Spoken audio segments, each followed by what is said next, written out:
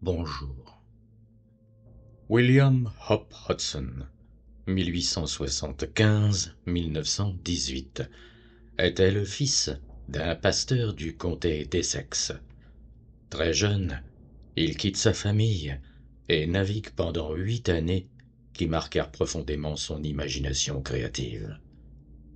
Vivant en France, quand la Première Guerre mondiale éclata, il retourne en Angleterre pour s'enrôler dans l'armée et est tué d'un éclat d'obus dans les dernières semaines de la guerre. Sans doute le premier inspirateur de Lovecraft et de Jean Ray, William Hop Hudson reste l'un des plus grands auteurs fantastiques du XXe siècle. Je vous propose l'écoute de l'une des nouvelles de l'auteur, intitulée Le réservoir de la peur, paru pour la première fois en 1907.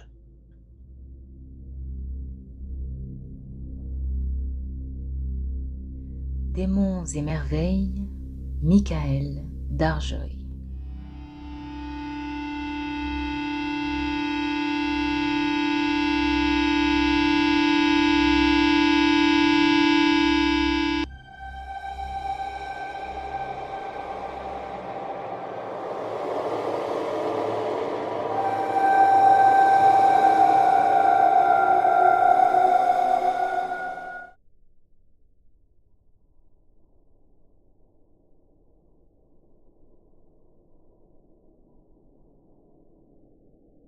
Couronnant les hauteurs, dans les faubourgs d'une certaine ville de la côte Est, il y a un grand réservoir d'eau en fer qui alimente une rangée de petites villas situées à l'écart.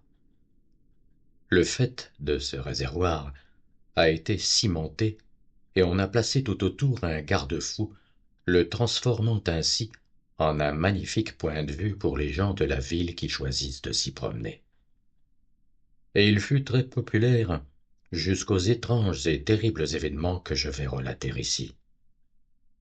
Un soir, à une heure tardive, un groupe de 3 dames et 2 gentlemen avait grimpé le sentier conduisant au réservoir. Ils avaient dîné, et quelqu'un avait suggéré qu'une promenade au sommet du réservoir serait très agréable dans la fraîcheur du soir. Atteignant la surface cimentée et unie, ils commencèrent à la traverser lorsque l'une des dames trébucha et manqua de tomber sur un objet indistinct gisant à proximité de la rambarde côté ville. L'un des hommes craqua une allumette et ils découvrirent que c'était le corps d'un vieux gentleman corpulent. Il était étendu dans une attitude contorsionnée et, selon toute apparence, bel et bien mort. Horrifiés, les 2 hommes entraînèrent leur belle compagne vers la plus proche des maisons susmentionnées. Puis, en compagnie d'un policier qui passait par là, ils retournèrent en grande hâte au réservoir.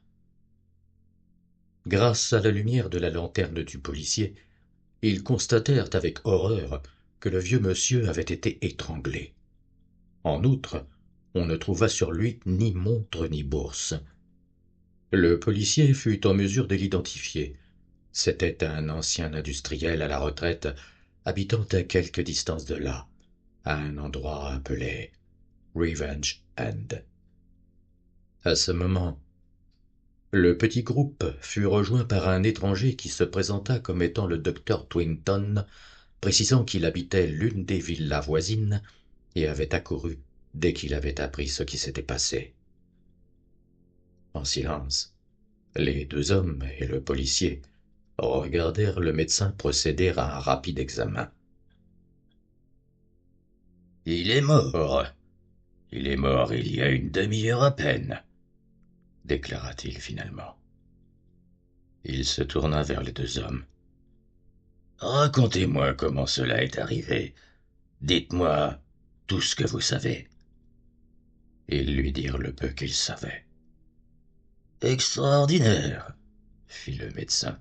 « Et vous n'avez vu personne ?»« Pas âme qui vive, docteur. » Le médecin se tourna alors vers le policier. Il faut le ramener chez lui, dit-il. Avez-vous appelé une ambulance? Oui, monsieur, répondit le policier.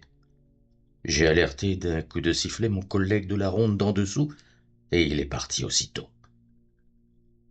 Le docteur bavarda avec les deux hommes et leur rappela qu'ils seraient appelés à comparaître lors de l'enquête. Est-ce un meurtre? Demanda à voix basse le plus jeune d'entre eux. Ma foi, fit le docteur, ça m'en a tout l'air. Puis l'ambulance arriva. C'est à ce moment de l'histoire que j'interviens directement. En effet, le vieux Mr. Marchmont, l'industriel à la retraite, était le père de ma fiancée, et je me trouvais chez lui lorsque l'ambulance arriva avec son triste chargement. Le docteur Twinton était venu avec le policier, sous sa conduite, et le corps fut monté au premier, tandis que j'apprenais l'horrible nouvelle à ma bien-aimée. Avant de partir, le médecin me rapporta l'histoire à grands traits, telle qu'il la connaissait. Je lui demandai s'il avait eu une quelconque idée sur le mobile du crime et la façon dont il avait été commis. Eh bien, dit-il, la montre et la chaîne ont disparu, ainsi que la bourse. De plus, il a été étranglé sans aucun doute, mais je ne saurais vous dire avec quoi. Ce fut tout ce qu'il m'apprit. Le lendemain, il y avait un long compte-rendu dans le Northern Daily Telephone sur le meurtre révoltant. L'article se terminait, je m'en souviens, en signalant que les gens feraient bien de se méfier car, de toute évidence, des individus très dangereux étaient impliqués dans cette affaire.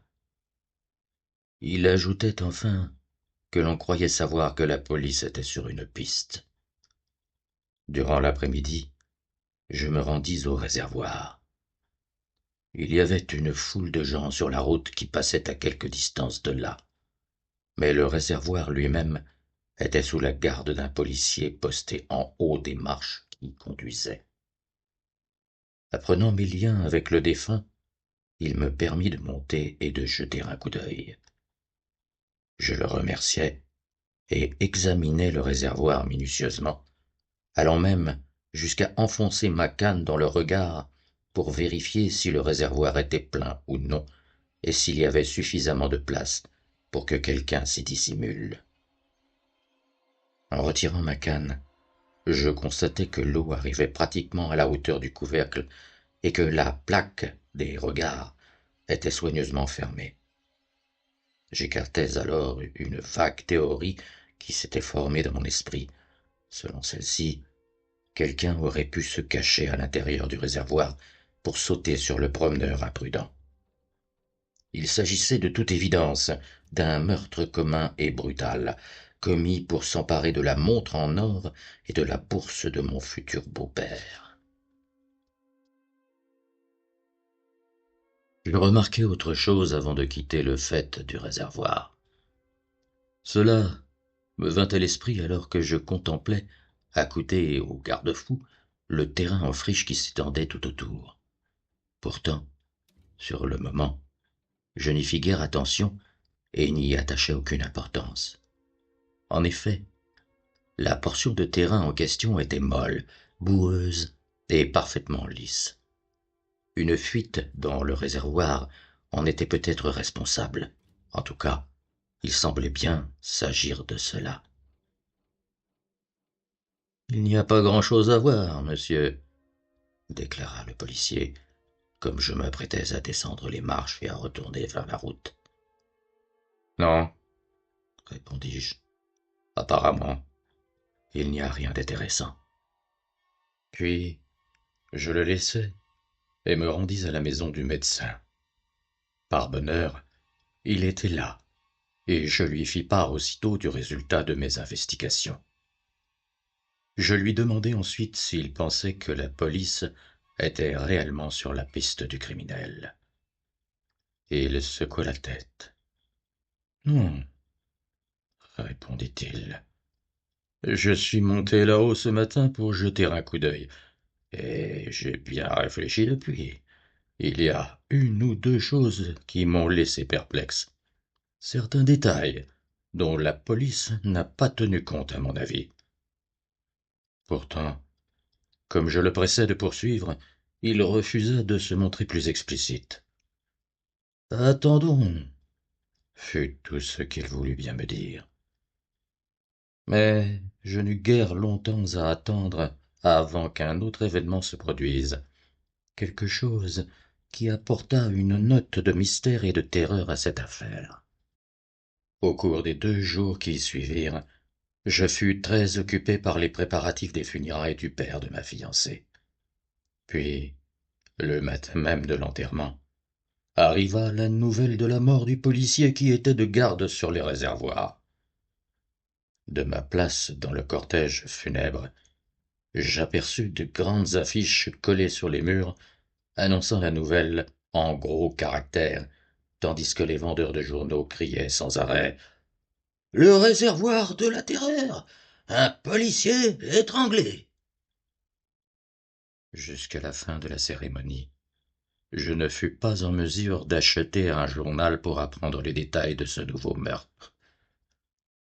Lorsque je pus enfin le faire, je découvris que le docteur qui s'en était occupé n'était autre que Twainton. Aussi, j'allai directement chez lui pour lui demander tous les nouveaux détails qu'il pourrait me donner. « Avez-vous vu le compte-rendu dans le journal ?» me demanda-t-il dès mon arrivée. « Oui, » répondis-je. « Bon, vous voyez que j'avais raison, » poursuivit-il, « de dire que la police ne possédait aucun indice. Je suis remonté là-haut ce matin, et j'ai eu beaucoup de mal pour m'approcher du réservoir. Finalement, j'ai pu passer et prendre quelques notes pour mon propre compte. Heureusement, l'influence de l'inspecteur Slago a joué. J'ai mené avec lui une ou deux petites enquêtes dans le temps. Un sergent et 2 policiers sont postés là-bas pour maintenir les gens à l'écart. Vous avez joué au détective, hein? Par-ci, par-là, répondit-il. Êtes-vous arrivé à une conclusion quelconque? Pas encore. Racontez-moi ce que vous savez des derniers événements, dis-je. Le journal n'était pas très précis. J'aimerais beaucoup savoir combien de temps s'est écoulé avant que l'on découvre que le policier avait été tué. Qui l'a trouvé? Eh bien, j'ai reconstitué à peu près les faits, d'après ce que m'a confié l'inspecteur Slago. Cela s'est passé de la manière suivante. L'un de leurs hommes était de service sur le réservoir jusqu'à 2 heures du matin. À cette heure, il devait être relevé par l'un de ses collègues. 1 ou 2 minutes avant 2 heures, l'homme chargé de le remplacer arriva, en même temps que l'inspecteur qui effectuait sa ronde. Ils se rencontrèrent sur la route en dessous du réservoir. Ils remontaient le sentier conduisant à l'escalier lorsque, du haut de celui-ci, ils entendirent soudain quelqu'un crier. Le cri se termina sur une sorte de gargouillement, et ils entendirent distinctement quelque chose tomber avec un bruit sourd. Aussitôt, les 2 hommes se précipitèrent en haut du passage qui est, comme vous le savez, fermé par de hauts garde-fous en fer. Alors même qu'ils couraient, ils pouvaient entendre le martèlement de talons sur le sommet cimenté du réservoir. Au moment où l'inspecteur arrivait au bas des marches, un dernier gémissement retentit. L'instant d'après, ils étaient en haut. Le policier promena la lumière de sa lanterne tout autour. Elle tomba sur une masse blottie à proximité du garde-fou, sur la droite. Quelque chose de mou et d'inerte. Ils coururent dans cette direction et découvrirent que c'était le corps du policier de service. Un examen rapide leur apprit qu'il avait été étranglé.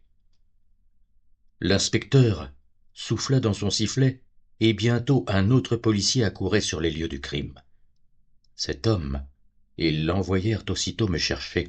Dans l'intervalle, ils procédèrent à des recherches hâtives mais complètes, sans rien apprendre de plus. C'est bien le fait le plus extraordinaire, car le meurtrier était encore sur le réservoir au moment même où il montait les marches. Bon sang, murmurai-je, il a dû faire vite. Le docteur hocha la tête. Attendez un instant, poursuivit-il. Je n'ai pas encore terminé. En arrivant, j'ai constaté que je ne pouvais plus rien faire. Le cou de ce pauvre diable avait été littéralement broyé. La force déployée a dû être énorme. « Avez-vous trouvé quelque chose ?» demandai-je à l'inspecteur. « Non, » répondit-il, et il entreprit de me raconter tout ce qu'il savait. Il termina en disant que le meurtrier, quel qu'il soit, avait bel et bien disparu. « Mais, m'exclamai-je, il était obligé de passer près de vous, ou bien de sauter par-dessus la rambarde. Il n'y a pas d'autre issue possible. »« C'est ce qu'il a fait, » répliqua Slago, avec une certaine irritation. « Ce n'est pas très haut. »« Alors, dans ce cas, inspecteur, il a certainement laissé des empreintes qui nous permettront de le retrouver. » À ce moment de son récit, je l'interrompis. « Vous faites allusion à la boue autour du réservoir ?»« Oui, » dit le docteur Twenton. « Ainsi, vous aviez noté ce fait, n'est-ce pas ? Ma foi, nous avons pris la lampe du policier et procédé à des recherches tout autour du réservoir. Mais la surface lisse, couverte de boue, s'étendait intacte, sans la moindre trace de pas. » Le docteur s'interrompit d'une manière dramatique. « Grand Dieu !» m'exclamai-je avec excitation. « Mais alors, comment cet individu a-t-il pu s'enfuir ?» Le docteur Twinton secoua la tête. « C'est un point, cher monsieur, sur lequel je ne puis encore vous répondre. Cependant, je crois tenir une piste. »« Quoi ?» criai-je presque. « Oui, » fit-il, en hochant la tête d'un air réfléchi. « Demain, je serai sans doute en mesure de vous en dire plus. » Il se leva de sa chaise. « Mais pourquoi pas maintenant ?» demandai-je, brûlant de curiosité. « Non, non, » dit-il, « la chose n'est pas encore assez claire dans mon esprit. » Il tira sa montre. « À présent, vous voudrez bien m'excuser. J'ai un malade qui m'attend. » Je pris mon chapeau et il m'accompagna jusqu'à la porte. « Demain, » dit-il.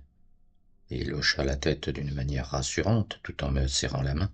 « Vous n'oublierez pas. »« Soyez sans crainte, » répondis-je, et il referma la porte après moi.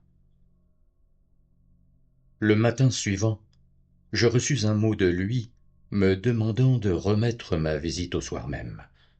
Il serait absent de chez lui la majeure partie de la journée. Il me proposait de venir vers 9h30, au moment de mon choix entre 9h30 et 10h, mais pas plus tard. Naturellement, brûlant de curiosité comme je l'étais, je fus très contrarié d'être obligé d'attendre toute la journée. J'avais eu l'intention de me rendre chez lui aussitôt que la décence le permettait. Néanmoins, après ce mot, il ne me restait plus qu'à attendre. Au cours de la matinée, j'allai jusqu'au réservoir, mais le sergent de garde m'en refusa l'accès. Il y avait beaucoup de monde sur la route en contrebas et sur le petit chemin montant vers le passage grillagé. Ces gens, comme moi-même, étaient venus avec l'intention de voir l'endroit exact où les tragédies avaient eu lieu. Mais les hommes en uniforme les empêchaient de passer. Plutôt de mauvaise humeur devant leur refus de me laisser monter sur le réservoir, je m'engageai sur le chemin qui, bientôt, formait un coude vers la droite. Apercevant une brèche dans le mur, je l'escaladai, sans tenir compte d'un écriteau menaçant les intrus, je traversai le terrain en friche et atteignis la large ceinture de boue entourant le réservoir. Là, longeant le bord du terrain marécageux, je continuai jusqu'à ce que je sois du côté du réservoir faisant face à la ville. En dessous, il y avait un grand mur qui me dissimulait au regard de ceux se trouvant sur la route en contrebas. Entre le réservoir et moi s'étendaient quelque 40 pieds de terre molle, recouverte de boue. J'entrepris d'examiner avec soin cette partie du terrain. Comme l'avait dit le docteur, il n'y avait pas la moindre trace de pas nulle part. Cela me rendit encore plus perplexe. Je pense que j'avais nourri l'idée, dans un recoin de mon esprit, que le docteur et les policiers s'étaient trompés. Peut-être n'avaient-ils pas vu l'évidence, ce qui arrive plus souvent qu'on ne le croit. J'allais rebrousser chemin lorsque, au même instant, un mince filet d'eau se mit à couler d'un tuyau situé juste sous le rebord du sommet du réservoir. De toute évidence, c'était le trop-plein. Sans aucun doute, le réservoir était rempli à ras-bord. Comment, me demandai-je, le meurtrier a-t-il pu s'enfuir sans laisser la moindre trace? Je retournai vers la brèche, escaladai le mur et sautai vers le sentier. Au moment où je sautais vers le sol, il me vint une idée, une solution possible à ce mystère. Je me rendis en hâte chez Dewhurst, le gardien du réservoir. Je savais qu'il vivait dans un petit cottage non loin de là. Arrivé au cottage, je frappai. L'homme me répondit lui-même et hocha la tête d'un air affable. Quelle vilaine bête, pensai-je. À voix haute, je dis écoutez, Dewhurst, je voudrais quelques renseignements sur le réservoir. Je sais que vous pouvez me les donner mieux que quiconque. L'air affable disparut de son visage. Et qu'est-ce que vous voulez savoir? Demanda-t-il d'un ton bourru. Eh bien, répondis-je, je veux savoir s'il n'y a pas un endroit à proximité du réservoir où un homme pourrait se cacher. Le gaillard me lança un regard noir. Non, fit-il laconiquement. En êtes-vous sûr? Demandai-je. Ah, sûr que sûr. Telle fut sa réponse maussade. Il y a autre chose que j'aimerais savoir, poursuivis-je. Sur quoi le réservoir est-il construit? Lit de béton. Et les parois, quelle est leur épaisseur? Oh, environ un demi-pouce de fer. Encore une chose, dis-je, en sortant une demi-couronne de ma poche. Je vis alors son visage s'éclairer. Quelles sont les dimensions intérieures du réservoir? Je lui donnai la pièce. Il hésita brièvement avant de la glisser dans la poche de son gilet. Entrez donc une minute. J'ai les plans de ce truc là-haut, si vous voulez bien vous asseoir et attendre. Entendu. Je pris place sur un siège, tandis qu'il disparaissait par une porte. Bientôt, je l'entendis fouiller à l'étage au-dessus de ma tête. Quel sale caractère, pensai-je. Puis, comme cette idée me quittait aussitôt l'esprit, j'aperçus un vieux pot en bronze à l'autre bout de la pièce. Il se trouvait sur une étagère élevée, mais en un instant, j'avais traversé la pièce pour m'en emparer. J'ai toujours eu une passion pour ce genre d'objet. C'est une splendeur, murmurai-je en saisissant l'anse. Je vais lui en proposer 5 $. À présent, je tenais le vase entre mes mains. Il était très lourd, le vieil imbécile, pensai-je. Il s'en sert pour y mettre n'importe quelle cochonnerie. Sur quoi, je le portai vers la fenêtre. Là, à la lumière, Je regardai à l'intérieur et faillis le lâcher car, pratiquement sous mes yeux, il y avait la montre en or ancienne et la chaîne qui avait appartenu à mon ami assassiné. Un instant, je fus abasourdi, puis je compris. Le petit démon, dis-je, le sale petit meurtrier. Je posai le pot sur la table et courus vers la porte. Je l'ouvris et regardai dehors.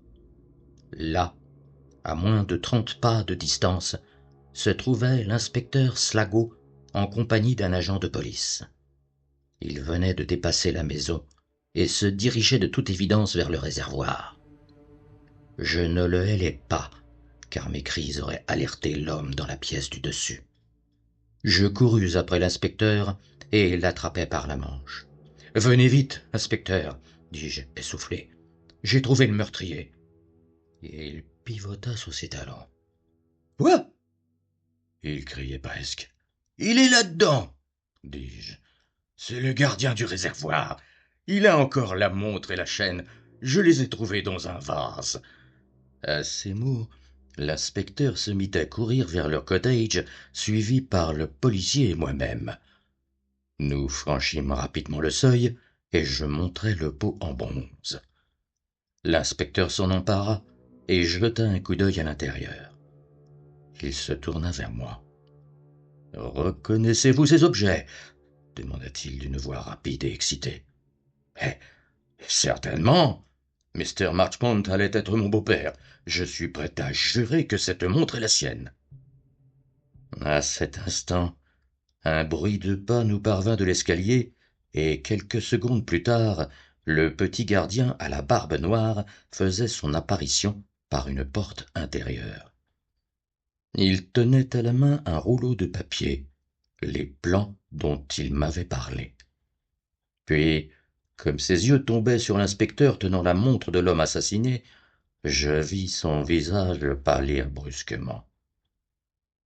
Il laissa échapper une sorte de petit hoquet, et son regard balaya vivement la pièce jusqu'à l'endroit où avait été posé le vase. Puis il nous regarda, fit un pas en arrière et bondit vers la porte par où il était entré. Nous fûmes plus rapides que lui. 1 minute plus tard, nous lui avions passé les menottes au poing. L'inspecteur l'avertit que tout ce qu'il dirait pourrait être retenu contre lui. Mais c'était inutile, car il ne prononça pas un seul mot. « Comment êtes-vous tombé sur ceci ?» me demanda l'inspecteur en montrant la montre et la chaîne. « Qu'est-ce qui vous a mis la puce à l'oreille ?» Je le lui expliquai, et il hocha la tête. « C'est formidable, » dit-il. « Jamais je n'aurais pensé qu'il était le coupable. » Puis ils emmenèrent le prisonnier. Cette nuit-là, j'allai à mon rendez-vous avec le docteur. Il avait dit qu'il serait en mesure de me faire des révélations, mais j'avais plutôt dans l'idée que c'était le contraire qui allait se produire, et la révélation serait de taille. J'avais résolu tout le mystère en une matinée de travail. Je me frottais les mains en me demandant ce que le docteur allait répondre à mes nouvelles, mais bien que je l'aie attendu jusqu'à 10h30, il ne se montra pas, et je dus repartir sans l'avoir vu. Le lendemain matin, je retournai chez lui. Sa gouvernante m'attendait avec un télégramme qu'elle venait de recevoir d'un ami du médecin habitant quelque part sur la côte sud. Le docteur était tombé gravement malade. Il devait garder le lit, étant dans le coma. Je rendis le télégramme et quittai la maison. J'étais désolé pour le docteur, mais ce qui me désolait peut-être plus, c'était de ne pouvoir lui apprendre en personne mon succès de détective amateur. Plusieurs semaines se passèrent avant le retour du docteur Twainton. Entre-temps, le gardien du réservoir avait été jugé et condamné pour le meurtre de Mr. Marchmont. Au tribunal, il avait fait une déclaration invraisemblable, selon laquelle il avait découvert le vieux monsieur déjà mort et n'avait fait que prendre sur le corps la montre et la bourse sous une impulsion soudaine. Bien sûr, cela ne plaidait guère en sa faveur, et lorsque je rencontrai le docteur à son retour, il ne restait plus que 3 jours avant sa pendaison. À propos, docteur, dis-je après quelques minutes de conversation, vous savez sans doute que c'est moi qui ai découvert l'assassin du vieux Mr. Matchmont et du policier. Pour toute réponse, le docteur se tourna et ouvrit de grands yeux. Oui, dis-je, en hochant la tête. C'était cette petite brute de gardien du réservoir. Il sera pendu dans 3 jours. Quoi? Comment? Commença le docteur d'une voix étonnée. Le petit Dewfirst? Assurément, répondis-je, quelque peu refroidi par son ton. Pendu?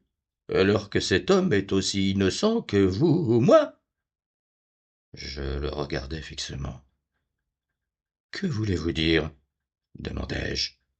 La montre et la chaîne ont été retrouvées en sa possession. Elles ont prouvé sa culpabilité devant la cour. Juste ciel!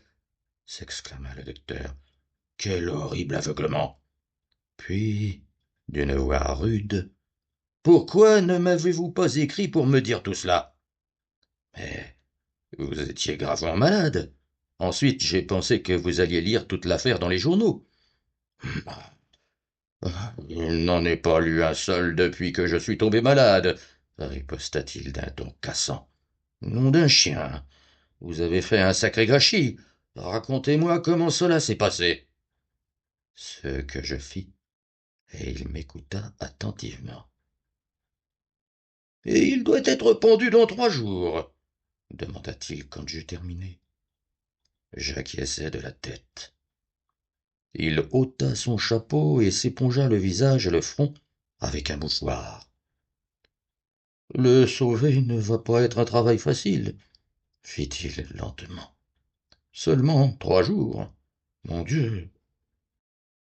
Il me regarda, puis posa brusquement une question absurde. Y a-t-il eu d'autres meurtres, là-haut, pendant que j'étais malade? Il désigna d'un geste le réservoir. Non, répondis-je. Bien sûr que non. Comment y aurait-il pu en avoir alors qu'ils tiennent le type qui les commettait? Il secoua la tête. De plus, poursuivis-je, plus personne ne monte là-haut à présent, du moins pas la nuit, car c'est la nuit que les meurtres ont été commis. Parfait, parfait, reconnut-il, comme si ce que je venais de dire correspondait à quelque chose qu'il avait à l'esprit. Il se tourna vers moi. Écoutez, venez chez moi ce soir vers 10 heures. Je pense être en mesure de vous prouver que l'être qui a tué Marchmont et le policier n'était pas... Eh bien, ce n'était pas le petit Dewfirst. J'ouvris de grands yeux. C'est un fait, dit-il. Il se détourna et commença à s'éloigner.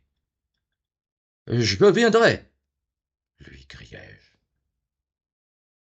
À l'heure dite, je sonnai chez le docteur Twinton, et il ouvrit la porte lui-même et me fit entrer, me conduisant vers son bureau.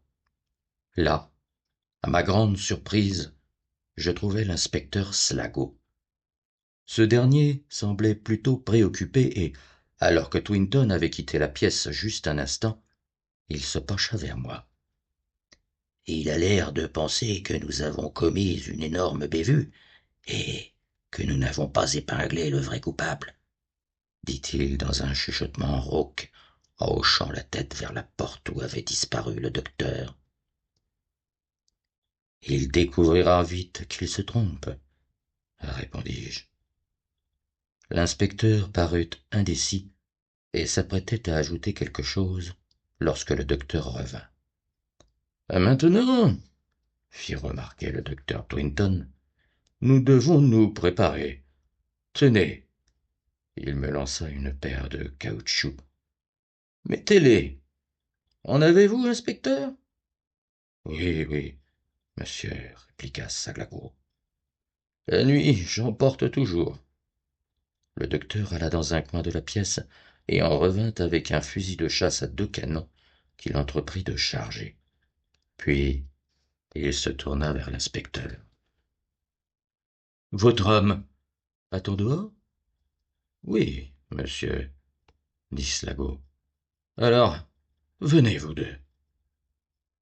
Nous levâmes et le suivîmes dans le hall obscur, puis franchîmes la porte d'entrée vers la route silencieuse. Là, nous trouvâmes un agent civil qui attendait, appuyé contre un mur. Sur un léger coup de sifflet de l'inspecteur, il nous rejoignit rapidement et salua. Puis, le docteur se détourna et prit le chemin qui conduisait au réservoir. Il faisait plutôt chaud. Pourtant, je frissonnais. Une menace semblait flotter dans l'air nocturne qui nous mettait les nerfs à vif. J'étais complètement dans le noir quant à ce qui allait se passer.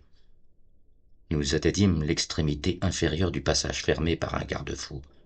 Là, le docteur nous arrêta et commença à nous donner des instructions. « Vous avez votre lanterne, inspecteur ?»« Oui, monsieur. »« Et votre homme a-t-il la sienne ?»« Oui, monsieur, » répondit le policier. « Parfait. Je veux que vous la donniez à mon ami pour le moment. » Le policier en civil me passa sa lanterne et attendit d'autres ordres. « À présent, » dit le docteur Twinton en se tournant vers moi, « je veux que l'inspecteur et vous alliez vous placer dans la partie gauche, en haut du réservoir, et que vous teniez vos lanternes prêtes.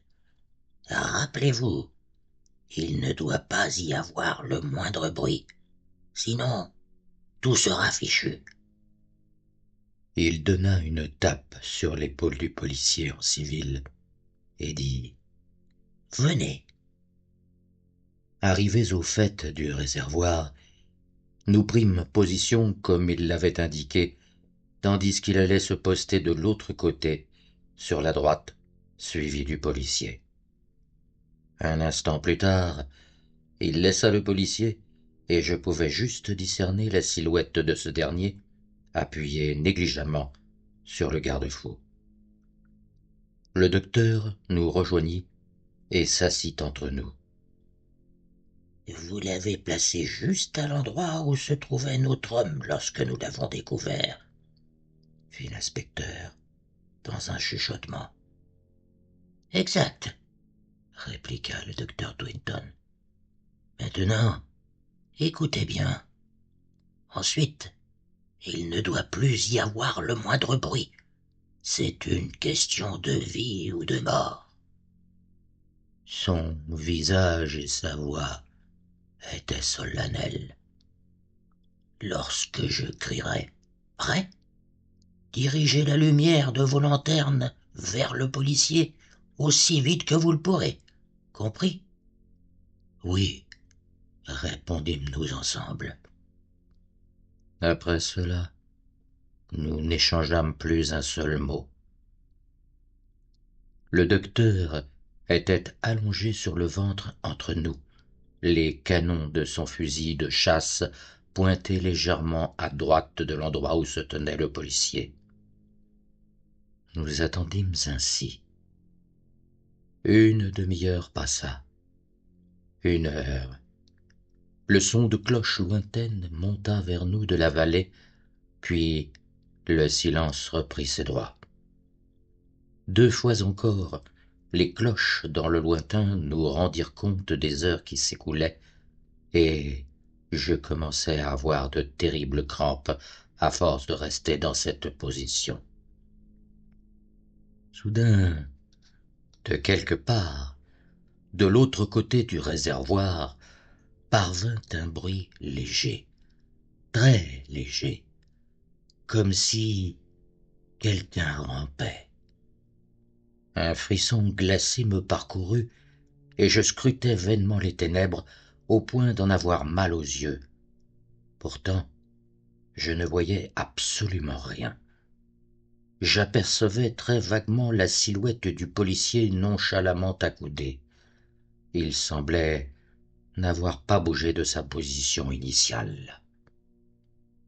L'étrange bruit de frottement et de reptation se poursuivit. Puis il y eut un léger cliquetis métallique, comme si quelqu'un avait heurté le cadenas fermant la trappe d'acier du trou de visite. Ce ne pouvait être le policier, car il était trop éloigné. Je vis le docteur Twinton lever la tête et scruter attentivement les ténèbres. Puis il cala contre son épaule la crosse de son fusil. Je tenais ma lanterne prête. Tout mon corps me démangeait, sous l'effet de la peur et de l'attente. Qu'allait-il se passer? On entendit un léger cliquetis, puis le bruit de frottement cessa brusquement. Je tendais l'oreille, retenant ma respiration. De l'autre côté du réservoir, le policier, jusque-là silencieux, bougea comme si, me sembla-t-il, quelqu'un ou quelque chose l'avait touché. Au même instant, je vis la gueule des canons du fusil du docteur se relever de quelques 6 pouces. Je tins fermement ma lanterne et pris une profonde inspiration. « Prêt !» cria le docteur. Je dirigeai vivement la lumière de ma lanterne de l'autre côté du réservoir, en même temps que celle de l'inspecteur. J'eus la vision confuse d'une chose brune enroulée autour du garde-fou, tout près du policier sur sa droite. Puis le fusil du docteur parla 1 fois, 2 fois, et la chose disparut de notre vue par-dessus le rebord du réservoir. Au même instant, le policier glissa du garde-fou et s'effondra sur le sommet du réservoir. « Mon Dieu !» s'écria l'inspecteur. « J'espère qu'il n'a rien. » Le docteur était déjà auprès de l'homme tombé à terre et desserrait ses vêtements. « Tout va bien, » répondit-il. « Il est seulement évanoui. La tension était trop forte. Il a eu un drôle de cran de Resteka. Cette chose était près de lui depuis une bonne minute. » Un bruit de frottement et de bruissement nous parvint des ténèbres, quelque part en contrebas. J'allai jusqu'au bord du réservoir et dirigeai la lumière de ma lanterne vers le bas. Elle me montra quelque chose de jaune qui se tordait. Cela ressemblait à une anguille ou à un serpent, mais c'était aussi plein qu'un ruban. La chose s'enroulait sur elle-même et faisait des nœuds. Elle n'avait pas de tête. Apparemment, cette partie de son corps avait été réduite en miettes. « Il est hors de danger !» entendis-je le docteur Twinton déclarer à l'inspecteur. Il désigna l'affreuse créature en contrebas. « Voilà le meurtrier !» dit-il. C'était quelques soirées plus tard. L'inspecteur et moi étions assis dans le bureau du docteur. « Même maintenant, docteur, dis-je, je ne comprends toujours pas comment vous avez élucidé le mystère. » L'inspecteur acquiesça silencieusement de la tête. « Eh bien, » répondit le docteur Twinton, « après tout, ce n'était pas très difficile. Si je n'étais pas tombé malade aussi malencontreusement, j'aurais éclairci l'affaire 2 mois plus tôt.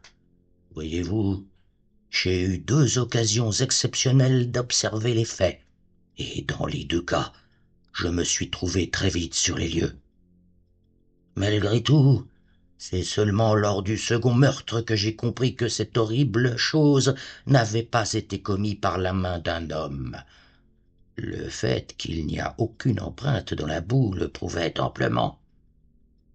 Disposant de cette hypothèse, mes yeux se sont ouverts sur des détails qui, jusque-là, avaient paru sans importance. Par exemple, les deux hommes furent retrouvés morts pratiquement au même endroit, juste au-dessus du trop-plein. Cela sortait du réservoir, le questionnai-je. Oui, répliqua le docteur Twinton. Ensuite, sur le garde-fou, près de l'endroit où cela s'était passé, j'ai trouvé des traces de bave, autre détail dont personne ne semble s'être aperçu à part moi. Le col du policier et celui de Mr. Marchmont étaient humides. Enfin, la forme des marques laissées sur le cou et la force prodigieuse qui avait été exercée m'indiquèrent la sorte de choses que je devais rechercher. Le reste était une simple affaire de déduction. Naturellement, autant l'avouer, mes idées étaient quelque peu nébuleuses. Pourtant, avant de voir la créature, j'aurais pu vous dire que c'était une sorte de serpent ou d'anguille, et vous donner une assez bonne estimation de sa taille. Alors que je tentais d'élucider cette affaire, j'ai eu l'occasion d'interroger le petit Joe First. Il m'apprit que le réservoir était, en principe, nettoyé chaque année, mais qu'en réalité, cela n'avait pas été fait depuis plusieurs années. Et Joe First, à propos? Demandai-je. Ma foi, dit le docteur Twinton sèchement, je pense qu'on pourrait le gracier. Bien sûr, cette petite brute a volé ses objets, mais j'imagine qu'il a reçu une ample punition pour ses péchés. Mais le serpent, docteur? Demandai-je. Qu'est-ce? Il secoua la tête. Je ne saurais le dire, expliqua-t-il. Je n'ai jamais rien vu de tel. C'est l'une de ces anomalies qui stupéfient de temps à autre le monde scientifique. C'est une créature qui s'est développée dans des conditions anormales. Malheureusement, les décharges de mon fusil de chasse l'ont mise dans un piteux état. Ce qu'il en restait ne m'a pas appris grand-chose. Sa tête, comme vous l'avez constaté, a été complètement emportée et réduite en bouillie. J'acquiesçai. C'est étrange et effrayant, répondis-je. Cela donne plutôt à réfléchir. En effet, reconnut le docteur. En tout cas, cela devrait servir de leçon en matière de propreté.